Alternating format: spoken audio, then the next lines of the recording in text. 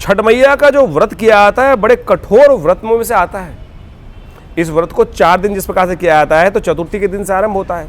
चतुर्थी के दिन देखिए स्टेज वाइज काम किया जाने का व्यवस्था बनाई गई है।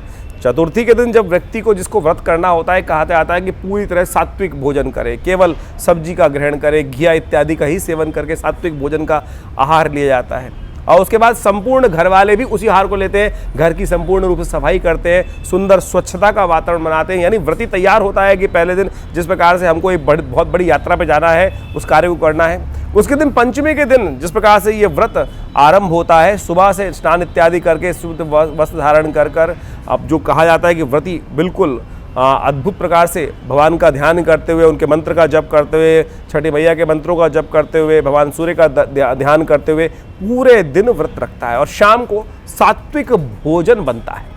सात्विक भोजन के अंदर नमकीन किसी प्रकार से नहीं बनता है। और संपूर्ण प्रकार से उस व्रती को सबसे पहले क्या करना होता है, मैया का पूजन करके वो व्रत का जो सामान है, पूजन का सामान जो बनता है घर में, वो सब भगवान की पूजा करके बाद छठी मैया को वो समर्पित किया जाता है। फिर वो व्रती प्रसाद सूर्यास्त के बाद ग्रहण करता है। और व्रती प्रसाद ग्रहण करने के बाद उसके बाद संपूर्ण घर के जो लोग हैं वो सब भोजन करते हैं, जिसको खरना बोला जाता है। इस पूरी विधि को पहले दिन नहाए खाए और दूसरे दिन खरना। तीसरे दिन का जो व्रत है जिस प्रकार से आरंभ होता है, जब सूर्य अगले दिन जब आपने भगवान छठी मैया का पूजन भी कर लिया उस दिन पंचमी के दिन, और अगले दिन जो व्रत है वो संध्या अर्घ का व्रत माना जाता है, जो षष्ठी का व्रत विशेष तौर पे कहा जाता है, जिसके लिए पूरा ये पौधा। उस दिन सुबह से कहा जाता है कि व्रती को निर्जल रहते हुए, भोजन ना करते हुए, केवल साधनारत रहते हुए भगवान का ध्यान करना है, मैया का ध्यान करना है, भगवान सूर्य का ध्यान करना है, और एक बूंद पानी भी नहीं लेना है। और वो जो व्रत आरंभ होता है छठ की सुबह से, सूर्योदय के शाम को जाकर भगवान सूर्य को अर्घ दिया जाता है। उसके बाद भगवान सूर्य अस्त होते हैं। और कहा जाता है कि संपूर्ण रात्रि कीर्तन किया जाता है, भगवान का ध्यान किया जाता है, मंत्र जप किया जाता है, और साथ साथ उनकी कथाओं का श्रवण करने के, छठ मैया की कथा का श्रवण किया जाता है। आनंद भाव से व्रत रखते हुए संपूर्ण परिवार के साथ ये सुंदर व्यवस्था बनाकर अगले दिन सप्तमी में जब सूर्य उदय होंगे, सुबह सुबह अर्घ देने की व्यवस्था बनती है। और अर्घ देते वक्त कहा जाता है कि यानी छठी का शाम को संध्या का अर्घ और सप्तमी को सूर्य उदय का अर्घ जिस प्रकार से देने के बाद ये व्रत समाप्त होता है।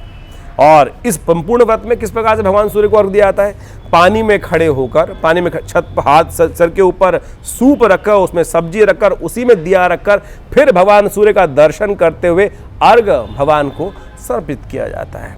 तो बहुत सारे लोगों को भारतीय संस्कृति के संबंध में कई बार प्रश्न कर लेते हैं कि केवल उदय होते हुए सूर्य को ही अर्घ देने की व्यवस्था है। नहीं, अगर आप संध्या भारतीय संस्कृति में करते हैं, अब तो लोग करते ही नहीं संध्या, हमारे त्रिकाल संध्या करने का विषय है। सूर्योदय की संध्या, मध्याह्न संध्या, शाम की संध्या, फिर तूर्य संध्या, 4 प्रकार की संध्याएं की जाती है भारतीय संस्कृति में।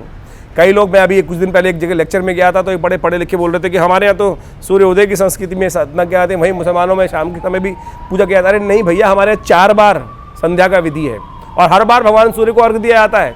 एक बार बैठ के, एक बार खड़े होकर, हर प्रकार से अलग अलग प्रकार से व्यवस्था की जाती है। तो इसलिए हमारी संपूर्ण संस्कृति को समझने का प्रयास करें, शायद एक जन्म में पूरी संस्कृति को आप समझ भी ना पाएं।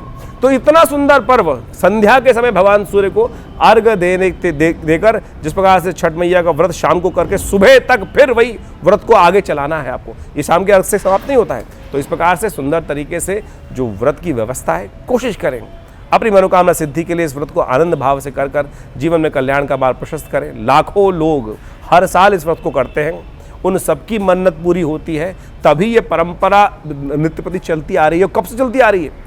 कब से? मैया सीता, आप समझे त्रेता युग से ये कथाएं का जो श्रवण आप सुन रहे हैं, मनु के समय से चल रहा है। सीता जी ने की, हर युग के मैंने आपको कथा के सारांश उपस्थित की। कर्ण, द्वापर में कर्ण हुए, वहाँ द्रौपदी हुई, उन सब ने किया, और आज कलयुग में हम सब, यानी चारों युगों के बारे में मैंने आपको, जो बहुत सारे लोग इस बात से भ्रांति में है कि केवल लोक परंपरा के अनुसार से ये पर्व मनाया जाता है, नहीं, शास्त्र मत के अनुसार से हमने आपको समक्ष समस्त तथ्य दिए हैं। कोशिश करें मैया का आशीर्वाद लेकर, भगवान सूर्य का प्रत्यक्ष देवता जिनको कहा जाता है, सूर्य ही है जो हमारे यहाँ प्रत्यक्ष देवता के रूप में उपस्थित है। व्यक्तियों को कहीं जाना नहीं पड़ता, नित्य प्रति आके दर्शन देते हैं, इसलिए उन्हें प्रत्यक्ष देवता कहा जाता है। तो उनका व्रत कर कर उनका आशीष लेकर अपने जीवन को सौभाग्यशाली बनाएं, जीवन में कल्याण का मार्ग प्रशस्त करें। आशा करते हैं आपको इस कार्यक्रम में जो हमने तथ्य उपस्थित किए हैं आपके जीवन में लाभ आपको उपस्थित कराएंगे, आपकी मनोकामना सिद्धि का रास्ता बनाएंगे।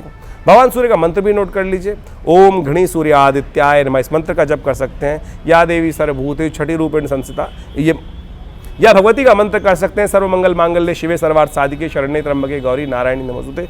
इस मंत्र का जप कर भी आप लाभ ले सकते हैं। तो कोशिश करें इन समस्त मंत्रों का सानिध्य लेकर अपनी मनोकामना सिद्धि का योग बनाएं। हमारे इस चैनल को लाइक भी कीजिएगा और आप सब्सक्राइब भी करें और जुड़े रहें हमारे साथ। बहुत सारे और तथ्य हम लेकर इसी सीरीज़ में आगे आपके साथ लगातार जुड़े रहेंगे। नमस्कार।